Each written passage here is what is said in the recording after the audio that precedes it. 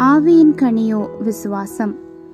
ஆவியின் கனியாகிய விசுவாசம் என்பதற்கு உண்மை, நேர்மை, உத்தமம் என்பது பொருளாகும்.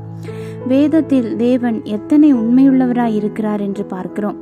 வாக்குத்தத்தம் பண்ணினவர் உண்மையுள்ளவராய் இருக்கிறாரே என்று எபிரேயர் 10 அதிகாரம் 23 வசனத்தில் பார்க்கிறோம்.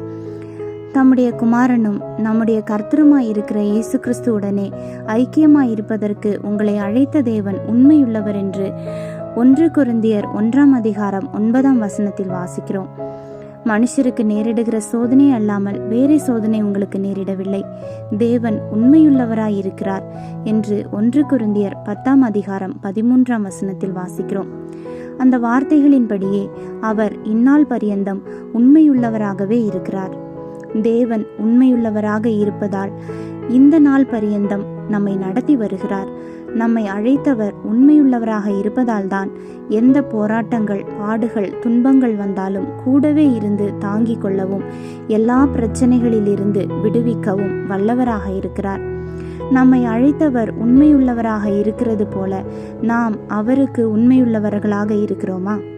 கர்த்தர் நம்மை நம்பி கொடுத்திருக்கிற வேலைகளில், பொறுப்புகளில், குடும்பங்களில், சபைகளில், சமுதாயத்தில் நாம் உண்மையுள்ளவர்களாக இருக்கிறோமா? எத்தனை குறைவுள்ளவர்களாக காணப்படுகிறோம். என் தாசனாகிய மோசேயோ அப்படிப்பட்டவன் அல்ல, என் வீட்டில் எங்கும் அவன் உண்மையுள்ளவன் என்று தேவனே நம்மை போல ஒரு மனிதனை குறித்து சாட்சி கொடுக்கிறார் என்றால் அவர் எத்தனை உண்மையுள்ளவராக இருந்திருக்க வேண்டும். தேவன் நம்மை குறித்து அப்படிப்பட்ட சாட்சி கொடுப்பாரா? எத்தனை பேர் நமக்கு எதிராக வந்தாலும், நமக்கு விரோதமாக போராடினாலும் நாம் நம் உண்மையில் நிலைத்திருக்க வேண்டும்.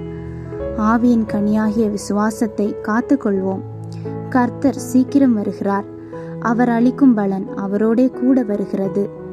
ஆமேன். அல்லேலூயா.